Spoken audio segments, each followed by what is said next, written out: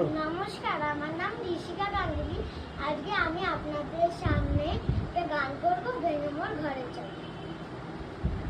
ভেঙে মোর ঘরের চাবি নিয়ে যাবি কে আমারে, ও বন্ধু আমার, না পেয়ে তোর দেখা, একা একা দিন যে আমার কাটে না রে।